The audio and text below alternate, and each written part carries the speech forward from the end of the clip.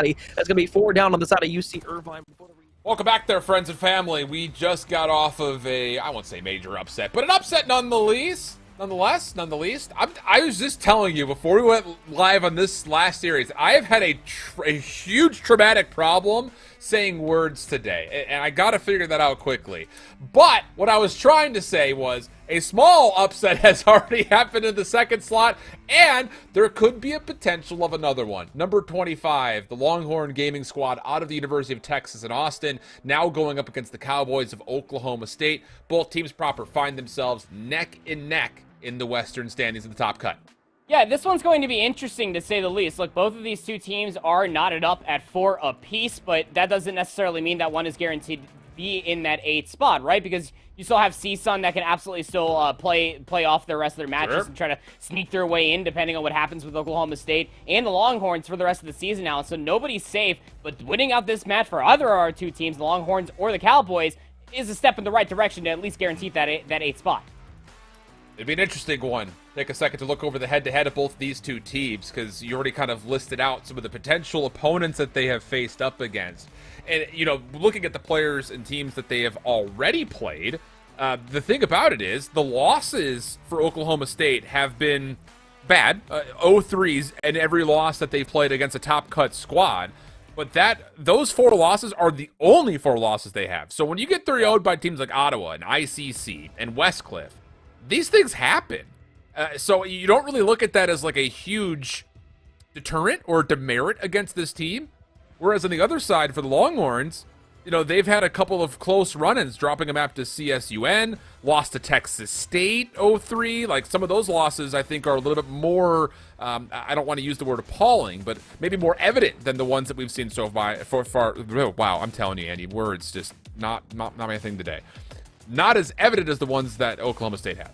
Yeah, for sure. And when you're thinking about what's still left on the docket for them, I mean, you still have St. Edwards for Oklahoma State. That's going to be a tough one. Texas State, we know that they're a formidable team. That's both for the Cowboys to still face, including Longhorns here today. Texas State still have to face ICC, Ottawa, and then, of course, the Cowboys here today. I think that I honestly think that when you're thinking about for Longhorn, this one's probably going to be a lot more difficult, considering the simple fact that they still have Ottawa and ICC to face within this matchup alone, and you can see it just right on your screen right here. Their map differential comparatively to the next at least suggests how many more map 5s that they've been to.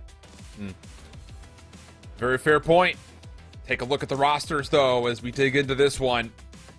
And, you know, to be honest, I haven't had a chance to cast over, I don't think, either of these two teams yet this year. Maybe I got one of Oklahoma State as Royal, Jinja, Wilkish, and Dakota is the 4-man group that makes up this roster.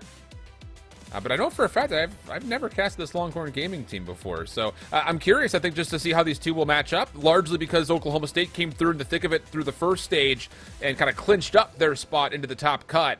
And like we had mentioned, outside of the 0-3 losses versus the top heavy hitters in this division, they have been really holding their own. And through split 1 for this Oklahoma State University, they've had 2 specific Cowboys that have stuck out more than the other, and that's Royal and Jinja. Through split number 1, Royal did have a 1.88 KD overall in hardpoint, a 1.83 in the search, and in control, a 1.71. That's nuts, but Jinja is the one that sticks out for me more than anything. Had that 1.8 overall KD in the search and destroy, and more clutches, more 1v2s and 1v3s that I'm willing to take my socks off to count, Alan. So those are the 2 players that you definitely want to be counting, or be at least keeping an eye out for when it comes down to the Cowboys to continue to at least find value across these maps and modes. Well, let's take a look at the University of Texas and the Longhorns, as they'll be looking for a more convincing position, not just in the standings, but also, of course, in the top 25. Not a ton of significance behind that once we get into playoffs, but it is nice to have carrying it in. Saucy Menace, Velocity, Mickey.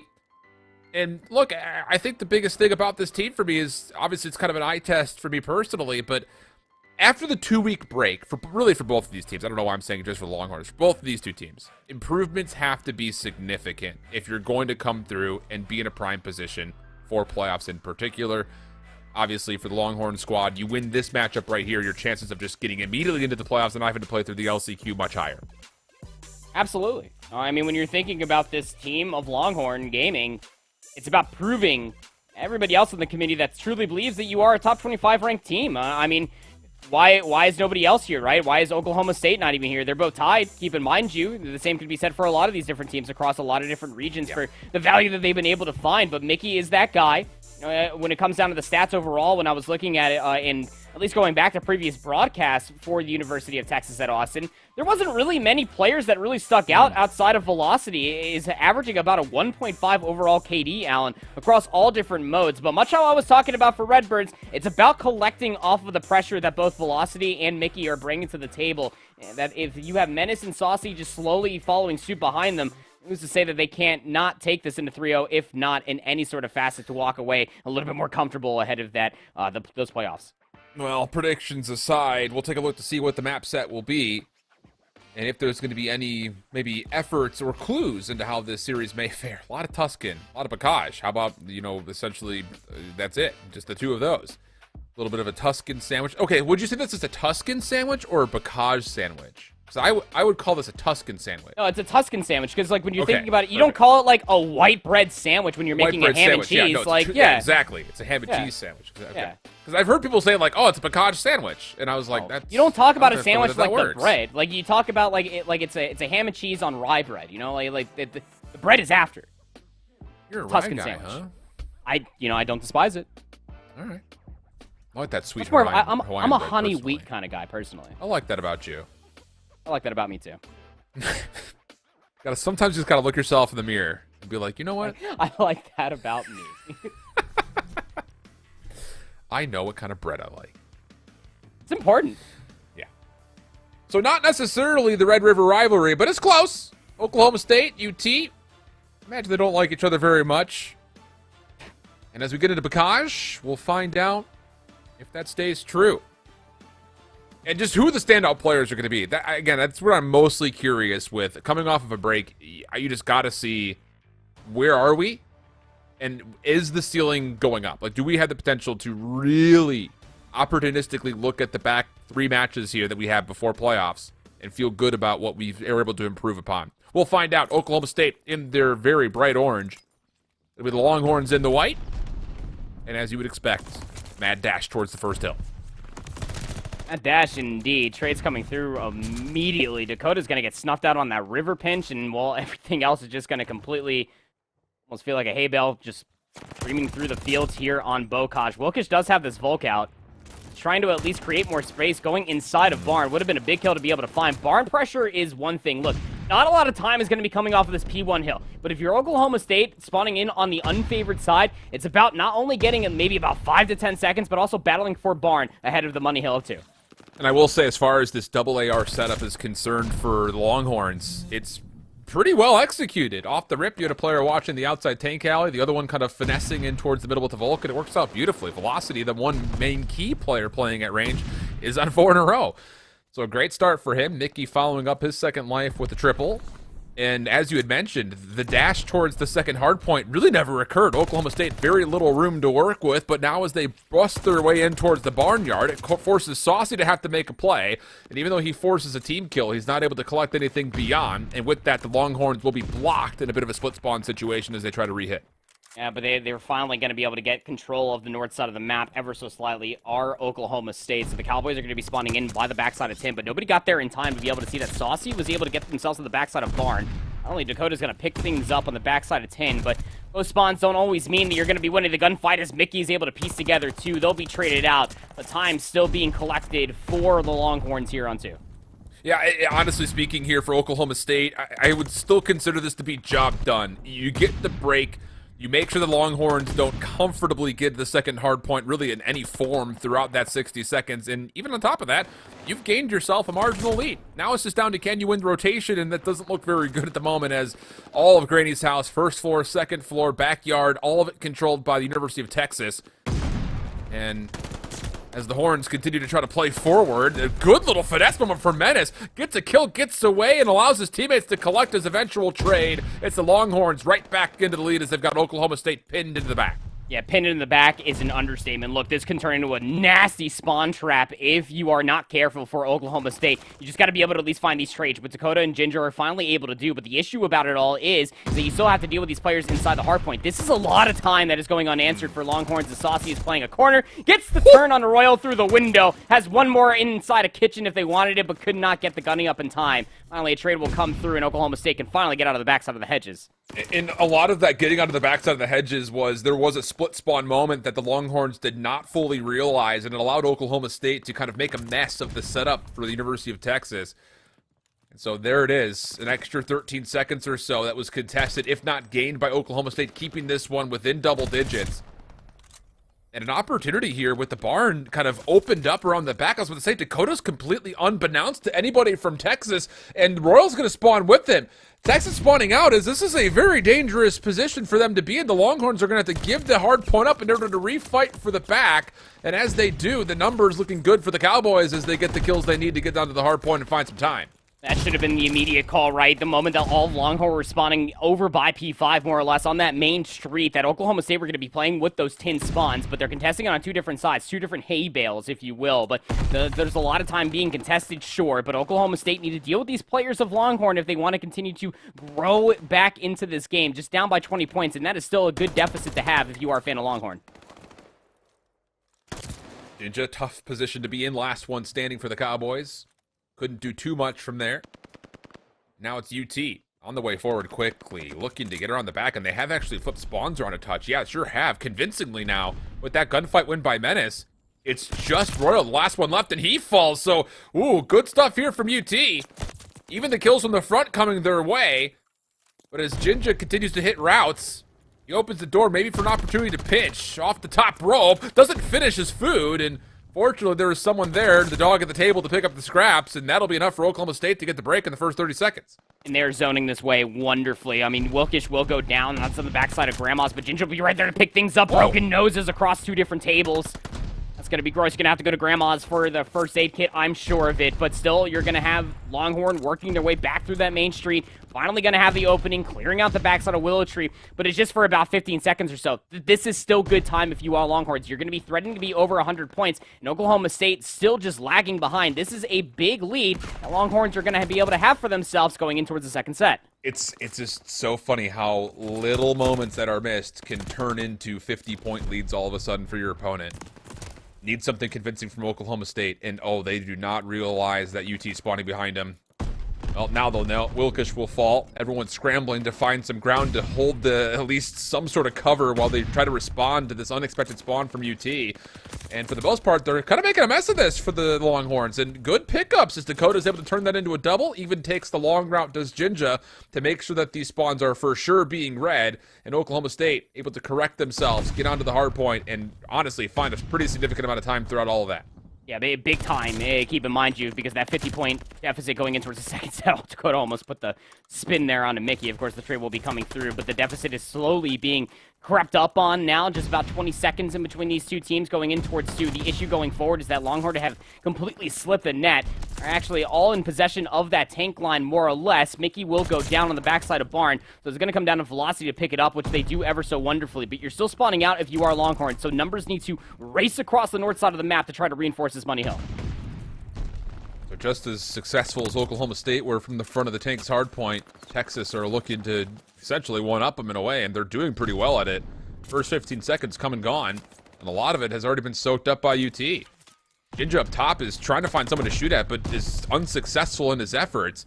Finally, nades come through from Royal to open up the hard point again, but this is still in contest. UT still got a handful of members that can work these long angles, as showcased by velocity, but finally, we got some forward positions for Oklahoma State to put up together a little bit of a zone, and Wilkish is hitting a pinch through the middle of the map, but as that falters, now UT looking for one last break for scrap time. The AR's lighting things up for the boys, and oh boy, not really looking good here as Menace, the last player left alive, is looking to finesse his life, and oh, he actually turns that into a pretty incredible double. But all said and done, Oklahoma State have brought us right back to within 10 points. Yeah, within 10 points, that is a big difference comparatively to where we were at the beginning of the second set. Just trying to play for these contested moments and being able to collect on a lot of these kills. But you got to be able to try to race across the north side of this map. It's actually going to be a little bit of a pinch. You can see Wilkish now going underneath this tunnel. Was hoping to get a coordinated pinch with Dakota, who does die over by that God tank. Spawns are still allowed for Oklahoma State. And this is where Longhorn really started to build their lead on the first set, but they can't win the gunfights inside of Granny's. They'll still have the close spawns, but Oklahoma State will look at the time. Key gunfights are on the back for both teams' perspectives. Oh, and Menace in and out quickly. Baits it enough for Mickey to come through, finish up, find the kill. Jinja, not a great moment there. Doesn't finish the kill. It's taken down by a stun. And UT collect 3 straight eliminations. Scrap time looking good. You also have Menace, who is really living up to his namesake. He has gone rogue so many different moments, and no one's finding him. There's been very little punish into Menace's aggressive routes. Velocity kind of hitting a different angle as he slips through the net. And there's an opportunity to blow this play up from the back once again. Over the top of the heady wall. Player from behind for Oklahoma State will collect the kill and then turn that into a double. It's Jinja. And that'll be good for the Cowboys to finally secure the spawns, and with that also the hill. Yeah, good zoning in the back. Of course, you want to make sure that you're maintaining those back 10 spawns. Now it's about dealing with all these players that are going to be coming through from the front. You got a player that's over by the tank formation. Won't allow Saucy to be able to get in towards that side door. This is just great coverage coming through as a whole for Oklahoma State. But the 2 players that are still alive inside the hard point, that is Mickey and Velocity. Velocity at 30 and 18. Keep in mind you, Mickey on a 5 spree inside the hard point. Does have some help inside. There's kill number 6, just 1 away from a glide bomb. Knows where the last one could be, but the pre-fire from Jinja shuts down the streaks. If anything, that just keeps Oklahoma State within relative terms of maybe being able to put together a comeback, but you would need to get the majority of time earned here on this final hard point in the rotation. Royal being tracked down by Velocity. Kill collected. Back made safe, but no numbers for the Cowboys up front towards the hill itself. Nice read from Velocity, 34-19. There's number 35. Clean stuff from him. And as Oklahoma State was struggling to get a hold of Granny's house, it now turns convincingly into the Longhorns as they get onto the hill. Well, Royals actually slipped the net. He's actually able to find some timing through the main street. Does find one in the back. And Royals going to be able to collect on 3. That's going to be the break from the front from the river. All thanks to some significant timing that Royal, who's now up to kill number 32, will start finding themselves for Oklahoma to try to work their way back inside this hard point. They're still down by 50 points here, Allen, so you know that Longhorn are going to hit this one more time. Don't want this scrap to go over for free. It's just chaos right now. Everyone's just taking individual gunfights, looking for a lifeline as Oklahoma State in this map. In these 5 seconds, you have to give this up. Need to get a solid setup here for the first into the second. 60-point game relative to the time on the clock. Not good news for Oklahoma State. And Texas have just gone all the way around the back. They have completely bamboozled Oklahoma State in this setup. Menace up top. What a read that is. Royal denied, and, well, the last members of Oklahoma State can only just sit and watch as they wait for help. Little scuffle going on for barn control. You can see both Velocity and Dakota, like 2 ships in the night, just passing each other. Final Velocity will collect on that kill, but there's still a lot of presence. Keep in mind for Oklahoma State in the middle of the hard point, but Longhorn, I mean, they're completely content with this. Look at this 50-point lead now growing. They can just keep all of the Cowboys at bay, just knowing that they have to take these challenges, but you still have one player that is trying to at least get in the backside of the 10 spawns, and they might actually be able to flip things out. If Velocity doesn't spot him out, he will see Dakota, but Dakota wins the gunfight and squad spawns soon after. Have to hold completely here if you're Oklahoma State. No more contest nonsense around the second hill. Have to put together something convincing, especially if you're going to run this 2AR setup. You've got to get Wilkish out of this position. He needs to hold something a little bit further up so he can see more than just the front door. The problem is Velocity's got him on the back. There's no one watching this flank. That's why you don't just sit in DeMarn and watch one doorway. Velocity in the back! Oh! Very well may have just won the map, pistol in hand, but no, Dakota saves the day again. Jinja off of the spawn, turns it into a double, and with 26 seconds on the game clock, Oklahoma State have a chance to bring this back for maybe a late lead swap.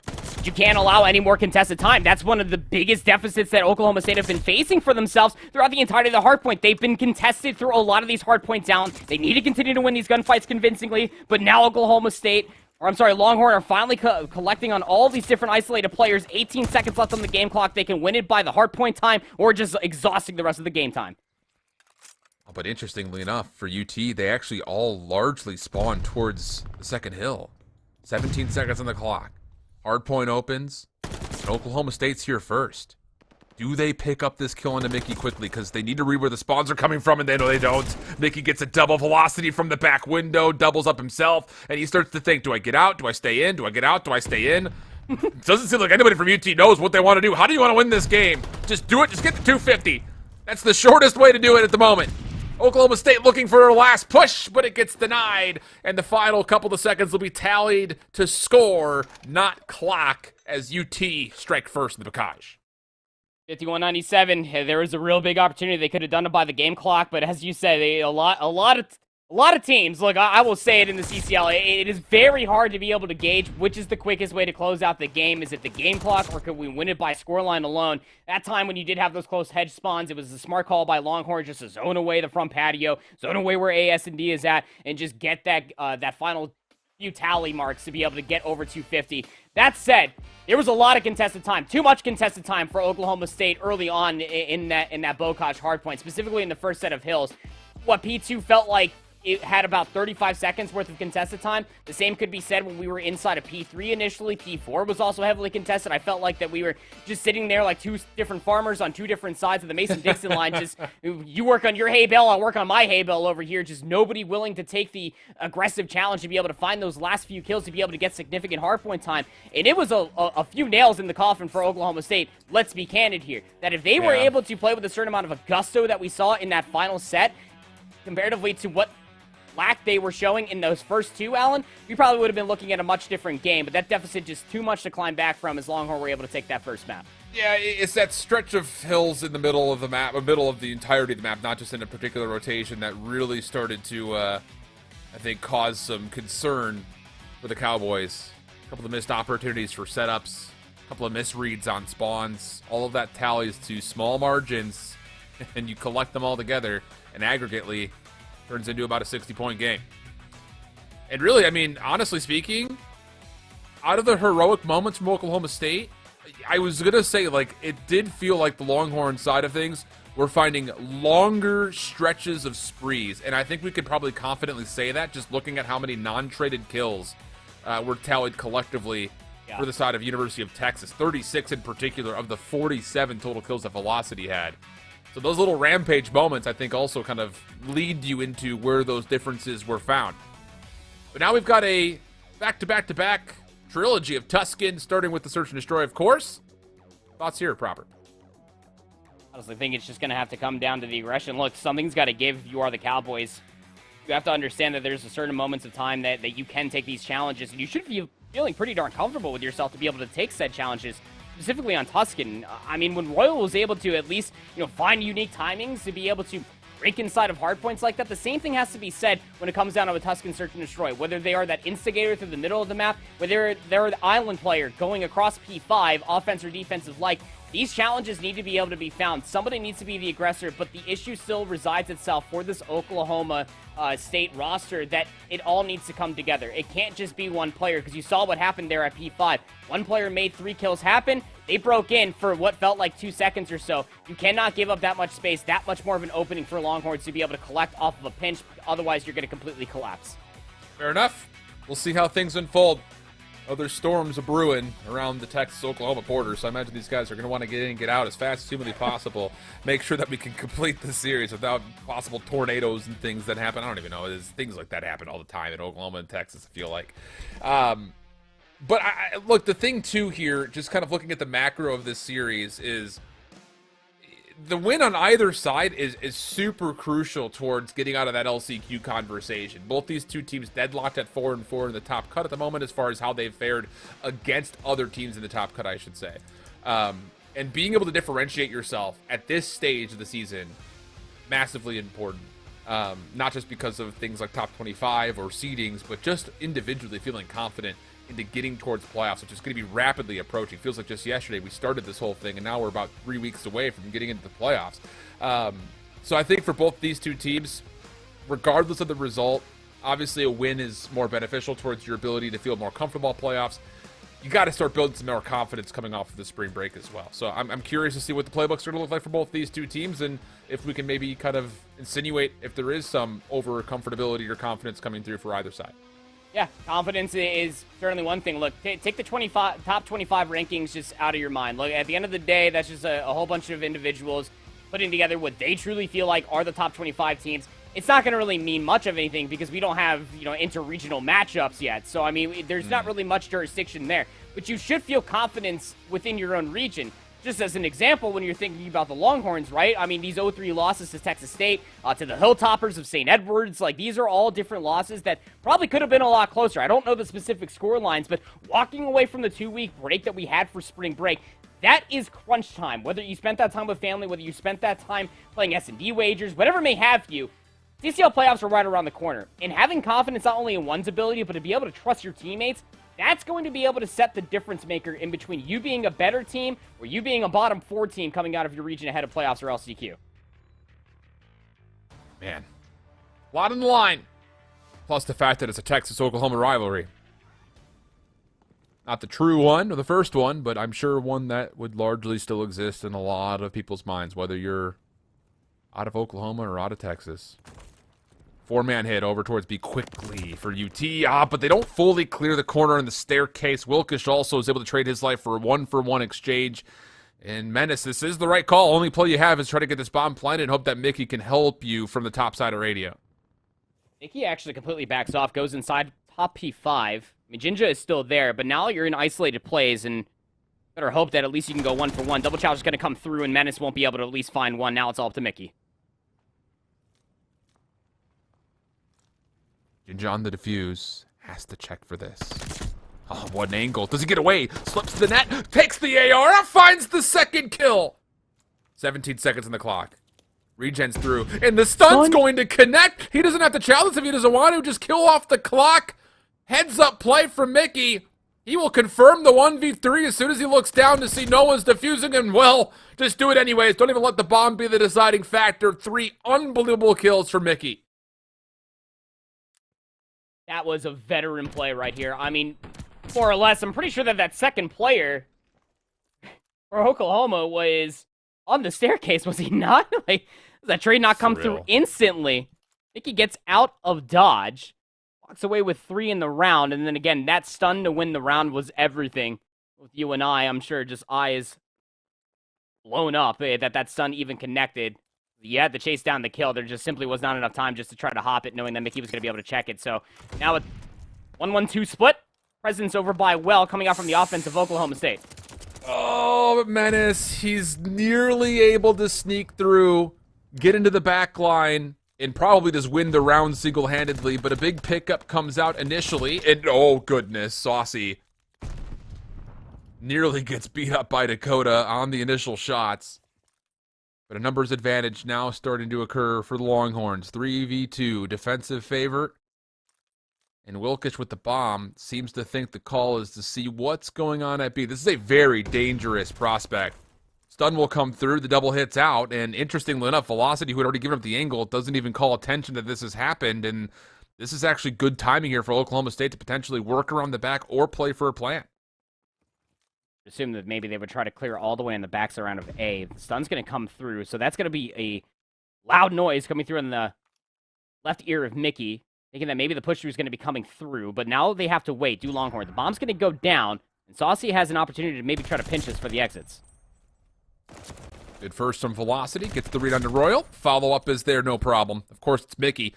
4 in a row. Still has not fallen yet. Opportunity maybe for early streaks, depending on how the opening of this next round goes. It's the Longhorns up 2-0. Yeah, I love that little reserved play. They had numbers, and they had a player on the backside of Arches just outside of the fields. They had a player inside of Church Allen, and then you ended up having just the one lingering player that was pushed up just underneath a fire. So there's just really no reason. You could just play for the retake there soon after. Worst comes to worst, at least you play the trade game. Maybe you just might end up seeing another finesse come out from one of the Oklahoma State members. It's just not going to be the case. The collapse was just too pristine. The exits just simply were not there for Longhorn.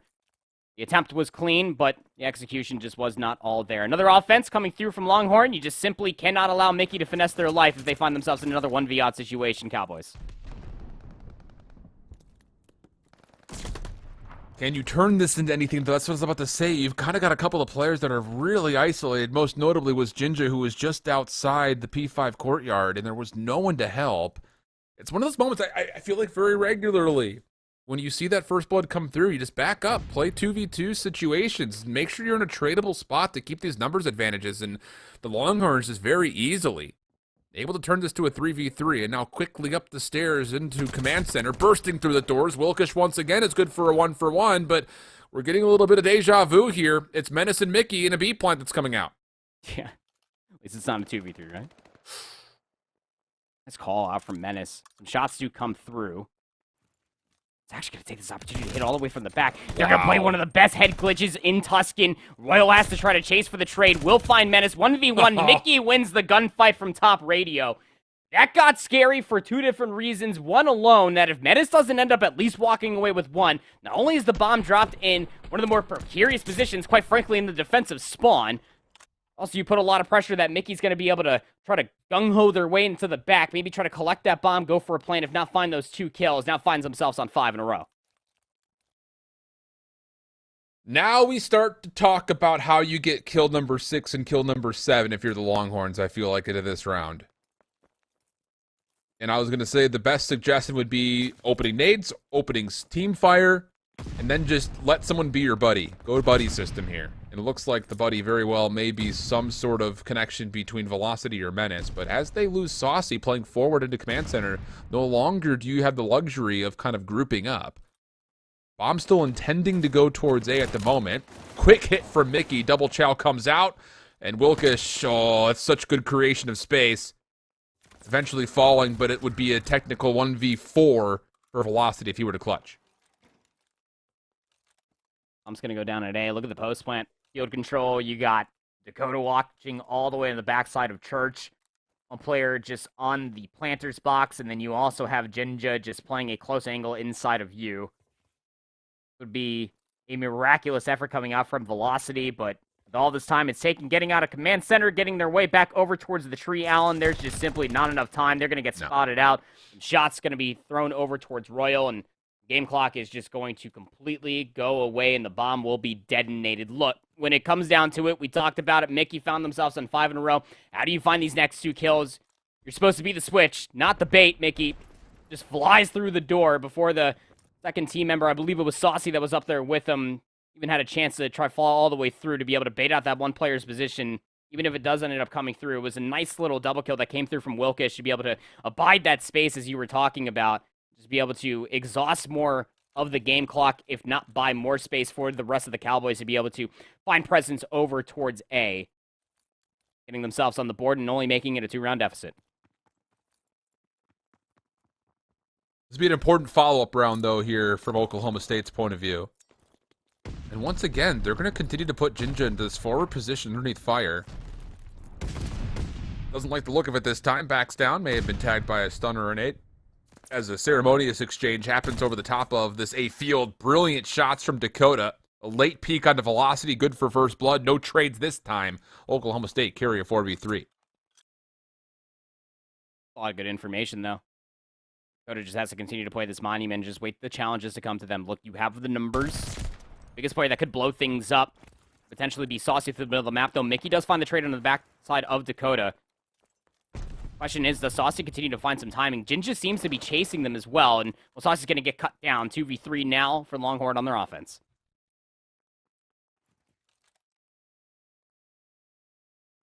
Mickey's position, top fire, is the one I think is probably most intriguing at the moment. And as Menace actually moves forward, that's good clearance over to the top of A fields. I was about to say, it's one of those situations that if you could get clarity over to the top of that church doorway, and you've got full field control, the ability for you to kind of stack up through the top side of fields, play through you, and try to work for an A plant is actually super high, but it did not look like that was the case for both players. Individual challenges came through, one through mid, one through you. Doesn't work out. You almost had to think as well that if you are Mickey, instead of trying to challenge back out through tiles, maybe just double stack up and at least try to clear all the backside of the God Tank, because, I mean, Oklahoma State completely cleared out all of Command Center. They had players in the middle of the map. There's no way that they were getting over towards B through that route. Regardless of the matter, 4-player stack for Oklahoma State coming straight through Command Center, and Sauce is going to hear all of this going down. First blood once again easy. No trades back again this time. Ninja backing up to get a plant off. And Menace is not going to check, but ooh, nade's come through. That actually does back him off. As Menace falls. Now it's to a 2v4. Mickey's in a very similar position, though. And decides this time to play with his teammate. Good long-range shots out of Velocity. Turns this to a 2v3. And Royal, this is the right play. Number 8 in orange making a play around the back, but Velocity maybe expects it. The timing's not quite there. Turns, a little second guess, finds the kill. Him and Mickey collect 2 in a row. Now just down to Jinja, who had previously planted the bomb, now needs to keep it safe. Shot's a bit of miss. Has to back away, but can he create some time? On the bomb is Velocity. Kill comes through. Jinja keeps his life. Mickey's got to go. And Mickey's not even going to go. He's going to sit to try to defuse this. Does Jinja check this? Does Jinja check this in time? Yes, he does. Just barely. But it's 3 rounds in a row as Oklahoma State tie us up. Big 3 rounds on the bounce coming through from the Cowboys of OKST, man. Look, when you're thinking about it, Jinja had the last player alive for Longhorns had the absolute right call. There was no way that you're going to potentially try to chase through all the way through radio, because for all you know, Jinja's probably all the way through church at that point, and at that point, it's just a game of cat and mouse trying to at least chase them all the way through church. They could have been on the backside of column by the time that they were coming back to check the bomb. Regardless of the matter, this is a big resurgence coming through from Oklahoma State, able to put themselves in a position to tie things up. That's bought a lot of respect for Longhorn Gaming coming into their offense. 2-2 split across the board. Oh, another nice nade coming out for UT. But over-aggressive again. And all the actions happen in mid-map. We haven't seen any of it for some reason, but that's apparently what's happening. And now 2v2 over to the command center, and doors have opened on both sides. But Wilkish misses an opportunity to try to get 2 kills quickly. So now the transition goes to Dakota, as this will be a rotation right into his face, but gets a little antsy about his position. Just as he does, the COD timing God strike again. Advantage to the Longhorns as they have a 2v1. They have to have some sort of understanding where Wilkish is going to be coming from through all the different clearance. Wilkish is actually top fire. They're actually going to shrug away Saucy from planting this bomb. Nade's going to come through, completely hold the space for now. They're going to recontest this coming out from tiles, but the timing has to be perfect. Velocity's going to throw a shoulder. Saucy should be right there, at least for the challenge soon after. But as long as you stay double stacked up together, worst comes to worst, you go 1 for 1. You get that trade, and the stun's going to confirm Wilkish's positioning. That's just a really good anticipatory stun coming out. Confirms the bomb will be planted without contest. Wilkish responds with confirmation of information of his own, but the pre-fire comes out no problem. Just good collection from the Longhorns. And, again, I do think that there's something to be said about the 2v2. You get a little too antsy through vines. You outstep in your position right when you're about to capitalize on the whole play in the first place. But just for their ability initially to come off the first blood, work through B, and then track back, keeping this Oklahoma State defense guessing. Good news for the Longhorns as they take their lead, as you mentioned, by 1 again. And that was actually a lot of value for Longhorn through that immediate round. Through all their utility. You saw the nade kill for first blood, the stun to confirm Wilkish's positioning, and Sun's even in the middle of that round as well, Alan. Yeah. Really just been pristine coming through from Longhorn. 3-player stack now for Oklahoma towards the south side of the map, but they're not going towards B. They're actually trying to take this all the way through well. Nade cooked for Mickey. Does land. Oh, he wants to follow up. Rightfully so. That is convincing defensive control in and around and through the A site. But Oklahoma State, look, they want to hit through mid-map. This is dangerous based on the Texas defense. And now Jinja all of a sudden is completely isolated. But the timing, once again, good for him. Finds Velocity for free. Rejoins his teammates topside radio. And this could lead to a quick B plant. And Jinja says, sure, why not? Yeah, it was that one player that was top church that could have plagued the potential to try to rotate all the way back through. Would have been the immediate consideration to stop that. So now you try to retake this side if you are Longhorns. You can see both Mickey and Menace on the mini-map going to be stacking up, going through well, and it's going to be a pinch for Saucy going one on the backside. High ground retake is the name of the game. Menace does well to find the first cleanly. Second through patio. Dakota tries to track back. Nothing there. Last player is Wilkish. Gives away his position by taking shots. Help is here. What are you looking at, Saucy? Doesn't matter. UT's there to at least pick up the kill, but goodness. Saucy starts looking into the back line, and I don't know what else you could have needed. Your teammate just died right in front of you. With these 2v1 retakes on the opposite side, you had 2 players again working their way through command center, the 1 player on the backside of truck. they just isolate two different players at all the wrong times. There was just no consideration from the positioning in a post plan for Oklahoma State to at least try to play in a position for those trades. That's going to be the immediate problem when you're thinking about their post plant there at B. They did a great job isolating that one kill up top Church, but in a post plant situation, not being in an immediate position to at least find those trades is going to lose you the round more often than not. Menace does see Dakota over top of that planter's box. Is actually just going to hit this. Wow, stun didn't even connect. He didn't care. 3 in a row for Menace. And I was about to say, he actually saw the other player at Church window, and he's thinking, I can go get this one too. I don't think he realized he was at 13 HP. So he gets punished for his transgressions, and now we go into a more steady and slow 3v3 situation. Jinja once again played forward into mid-courtyard. Does get pushed off the angle. Bomb tries to get planted, but once again is dissuaded. And the objective play here for Texas is not confident nor comfortable in any form. Oklahoma State's still all over the middle of the map.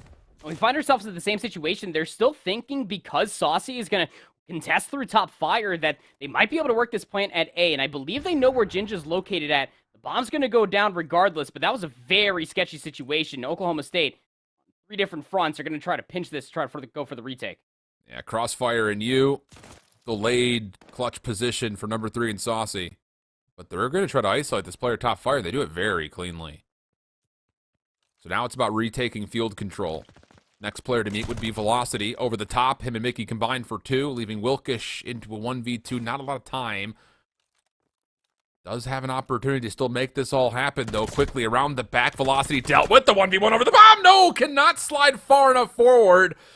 May have stubbed the toe running right into the bomb site, but gave himself a look. Just not clean enough to confirm the 1v2, and it's the University of Texas and Longhorn Gaming that go up 2-0 in the series.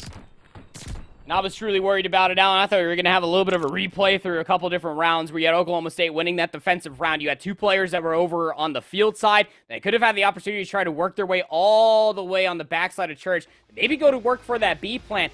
Not having any immediate information who was top Church, who was down by the well side. You also had one player that was just playing that very corners-heavy spot just outside of tiles towards the middle of the map that could have blown up all of the plays, but Jinja was scouted out. You had that one player in that late fire play. That was the catalyst for it all. That if we had that one player that was top fire, I believe was Saucy, then you're going to be looking at a potential for that bomb plant not only to go down, but to be able to deny any sort of mid-map pressure, to be able to deny that bomb from going out soon after. It was that one little numbers game that started to come all the way through. But once that one trade came out, I mean, Oklahoma State just did not want to take any map away. It took us about like maybe 2 seconds or so for the Cowboys to fully recognize, look, we found a trade. Let's try to get middle of the map coverage. By the time Ginger finally tried to make that play happen, it was a ghost town. Nobody was around anymore. There was no follow-up play whatsoever. That Ginger was just caught up creek without a paddle. Just could not try to enforce their hand towards the backside of the map to be able to stop that plant to come soon after. Yeah. Man. These search and destroys today have been really bizarre. Yeah. Just like some decisions that have been made have been really good ones. It's just a lot of it has been from COD timing things, honestly speaking. Like, you go back to that Oklahoma State 1-1 split where you've got UT kind of rotating into you, but you give up the angle at the exact last millisecond that you needed to hold it. Things like that it's tough to digest those moments. But those are often the difference makers in matches between 2 evenly fared teams, which is exactly what we have on our hands right here. So 2-0 the count in favor of UT. And now it's down to what can you do, possibly secure a 3 on the Tuscan control, where on the other hand for Oklahoma State, got to stay on this map at least twice before you get back over to Bacage for the map 5 for a reverse sweep. And both teams are even going into the control, so I mean, this is very doable. Look, Colin and Jesse were talking about it at the top of the broadcast during their first matchup. There is a lot more reverse sweeps in Vanguard than I'm willing to reconsider through a lot of different Call of Duties in the past. It's very doable. You got Oklahoma State 6-3 overall for control, Longhorn Gaming 8-4 overall for control. It can all be there. It just has to be a collective when it comes down to Oklahoma State. If it was Velocity in the Bocage hardpoint, if it was then Mickey in that Tuscan Search and Destroy, you have a lot of bright spots. Jinja willing to be the instigator through the middle of the map, needs to continue to be aggressive, needs to continue to find these openings. Now the rest of the team, including Wilkish and Co, to be able to finesse their life, what we saw inside of one of those rounds inside of Command Center, also needs to be a bright spot. And Royal also had a great Bocage hardpoint. All these things need to come together between those two maps, Alan, if they want to be able to walk away with this control on Tuscan and potentially stay alive in this series. All right. Well, there's all the win conditions, or maybe even lose conditions that are built up. This comes down to seeing what's going to unfold on the control. And, you know, I will say, I am kind of pleasantly surprised, I would say, largely with our top cut teams of how well most of them have adapted into the tick progression change for control. I mean, it's really not even a valid conversation because it's like a month ago now that we had that change come through. But I feel like when we've seen CCL teams in the past, the third game mode is always a mystery until like the last week going into playoffs for a lot of squads, and largely speaking, that hasn't been the case. So I hope that holds true for this matchup as well, because I would love to see a close tussle between these two squads. We've seen a lot of really unique looks of how to play offense on this map mode combination from teams and challengers, from teams in the CDL. So if you've been watching into those, the ability to try to replicate those, I think, is definitely there, and we've seen that's kind of been the case for a lot of CCL teams. So, I don't know, I'm curious. I hope we see something that is more well-formed than just, we're just going to flood over to A. Just go A and then B. I would love to see some creativity from both these two teams to try to find an advantage.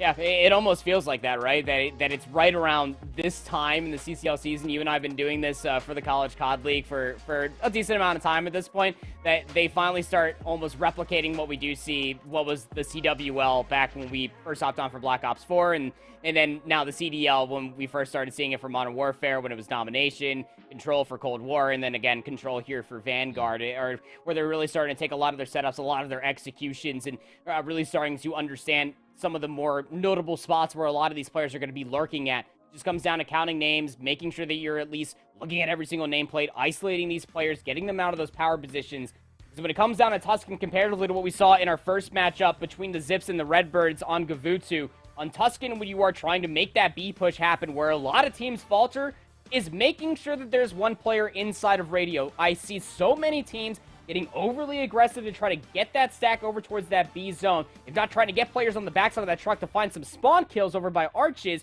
that they just completely neglect that, how powerful that top radio position truly can be for an AR. Yep. It's one of the most contested places on this map, no matter the mode you play on. True.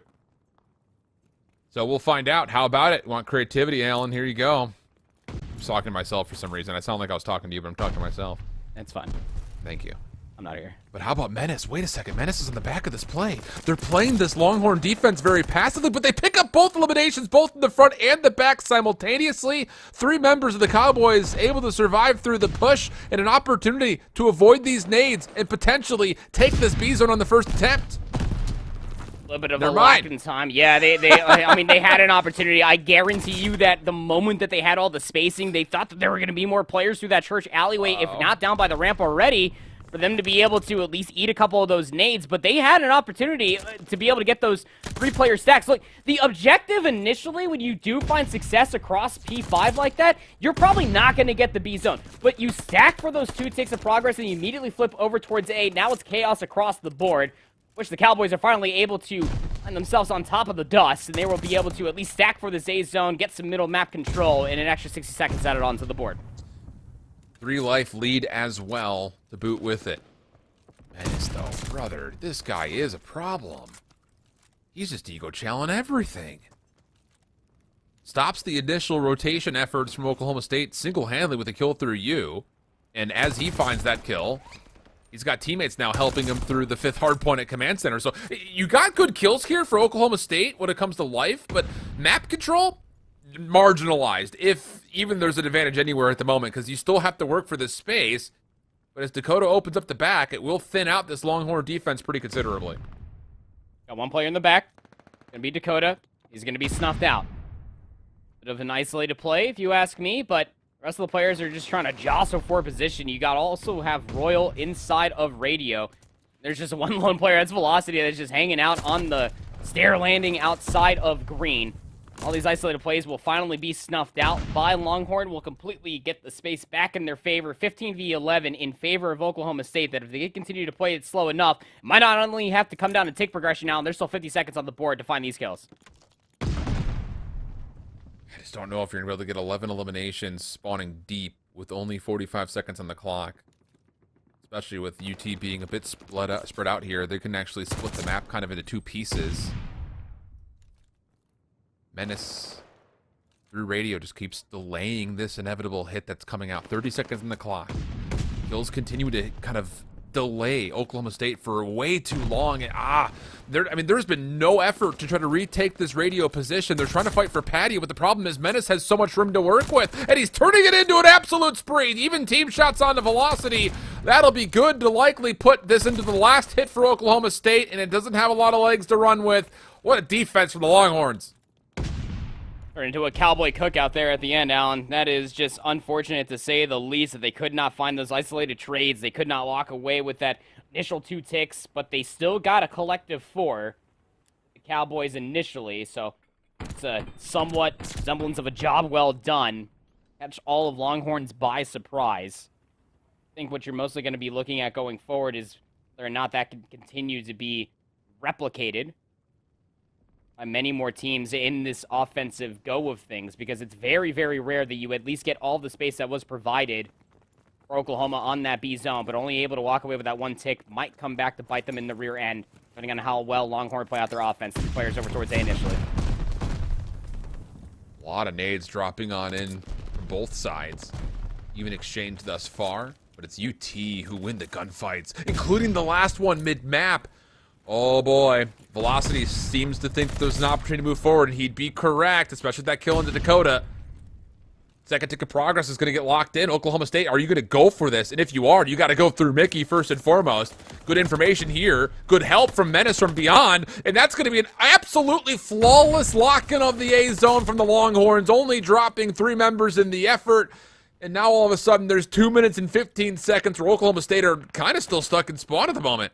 Yeah, they are just trapped back on their side of the field, aren't they? I mean, you also have just Longhorn isolating more players. They did find Jinja inside of P5, but this is a great call coming out from Wilkish and Royal. Make sure that they get immediate radio control. Was going to be the more beneficial position. You are Longhorn to try to sequence these 2 zones together. Now it's just more isolated plays in the back. Menace is going to get scouted out. You also have Velocity back here. Royal has somewhat of an understanding that he is back here. They will go 1 for 1 in the back yet again. And although Longhorn are continuously setting players in the back, this time it's Saucy. They don't have enough numbers over here to try to pinch it and coordinate it for a B zone contest.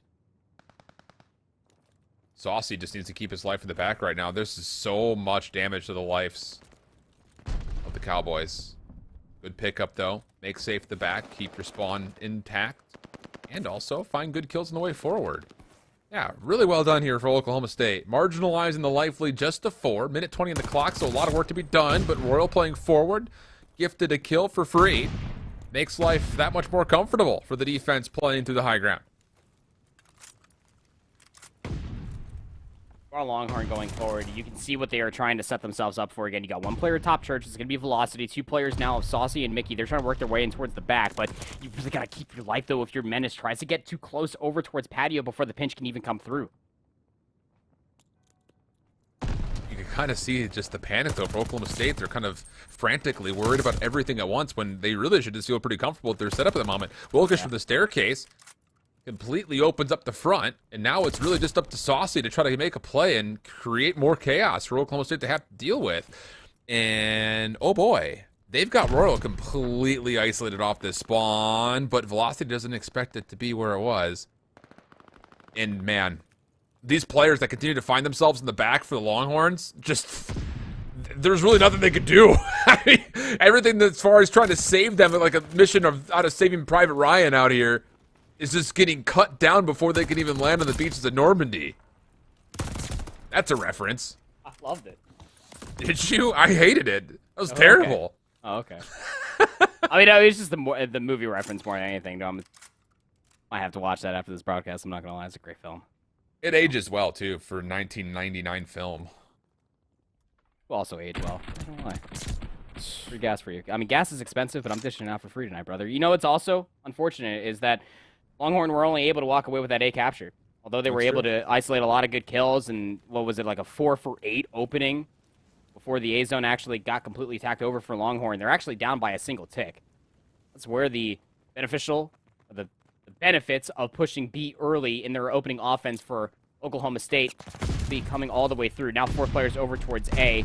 Menace through a lot of shots. Mickey comes out of view. Does find one. That should be the immediate information that the collapse can soon follow for Saucy on the flank. Oh, good pickups from the front. Now Saucy's... Oh, yeah, Saucy actually never reveals himself. If I'm being coach right now, if you're Saucy and you never got seen, you just go right back over to Vines.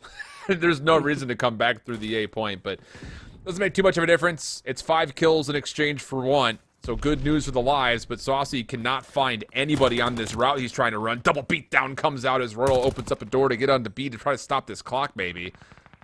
But the problem here is you don't have a lot of help, so at best, all you could really hope for is just stopping the clock. Hope that your teammates can get some success over towards A. Problem is, Menace is still on a spree. Menace is still on a spree. Finally shut down. And the delay from Royal does at least allow Oklahoma State to get some progress here today. Second tick will be coming on over. You recontest if you are Longhorn. Velocity says absolutely proper. I will do that as well. Will Menace through the middle of the map, but won't be able to find all the kills necessary as you have Wilkish and Royal to tack on over that third tick. The progress 60 seconds added onto the board, and only a 2-life deficit for the offense trying to make something happen. You've got an opportunity to try to work topside church here with Jinja's positioning, and you've also got Royal nearby, waiting for the shots. Easy kill turns and nearly takes down Menace as well, but no. Menace for a double of his own. Now could take his focus over to command center. Player in the corner. He even finds a shot into him completely unexpectedly, thinking he was going to be playing over towards the bulletin boards. But Oklahoma State have gained ground to set themselves up. Stun comes through from Saucy. That'll slow things down a touch. The Longhorns giving up at least a little bit of space. Looking to still fight this back, and it just can't keep happening. You can't keep losing these gunfights from the high ground for Oklahoma State. Dakota, the last one left. Not much you can do here besides hopefully finesse a couple of kills, and well, he's good for at least 1 for the time being. It's just about staying alive, though, isn't it? I mean, Dakota can stay alive back here as long as he possibly wants, but you got to deal with Velocity over by these rooftops, and you can see Oklahoma State now just completely giving up that side of the map. They want to go through the top side of Ruins all the way through Field, but who's lying in wake for you over here? It's going to be Saucy, and you also have Menace to deal with Top Church. Still an opportunity here, though. If anything, maybe to try to find a tick of pro. Okay, I should just stop bleeding hope into the Oklahoma State boys when Menace is on the camera, bro. Just whenever he's on camera, he's doing stuff like this. I mean, it's the craziest thing about watching Menace so far. It's not necessarily been his overall KD. It's just the moments that he is single-handedly giving his team an advantage it's staggering. Wonder if Menace's first name is Dennis. How cool would that be? Another movie reference. Dope. Yeah, a little bit more well-formed than mine. I was thinking about it, like, why? It just kind of popped in my head. Need to make a movie list to watch after broadcast. But look, it's again one of these things. You said it wonderfully that there's so many times when like you see yourself in a position for the Cowboys, and you're just like, oh yeah, you should be able to win that gunfight. Your top patio, he's all the way down by the column, and he gets absolutely smoked. So many times on over. No matter how many times the Cowboys could have players in the backside of column, just does not come out to be anything whatsoever. 4 players deep out from P5. Not even a life lost. They find the first 2, and they're looking to stack B soon. On Menace, once again, aware that there could be plays off of the flank. It needs 1 for streaks. Could be win condition. Good nades coming out, though, from Oklahoma State. Forces Menace to give it the angle. There's number 7. Goodness. I'm telling you, this guy's on camera. He just does unbelievable stuff. Timing was absolutely flawless. Second tick of progress, trying to lock in individually, but turns his back to Royal while the rest of his teammates are focused more so on the A zone. At that first tick of progress, second one is slowly being depleted. You know that this is going to be a disjointed hit. You are trying to retake it for Oklahoma, knowing that you had to commit Wilkish to deplete that second tick of progress over towards B. That'll be the A zone completely tacked on over 24v21. Mickey's already showing a lot of presence inside of Church, and Royal's going to be able to clean them up, and those are great kills to be able to find because now it just leaves Velocity up creek without a pad, or up the field without a pad. I don't even know how that would work, but Velocity just has to maintain their life while the rest of the Longhorn players work their way through P5. Up the deep grass without a lawnmower? I don't know what you say That'd there. be the worst. No cheers.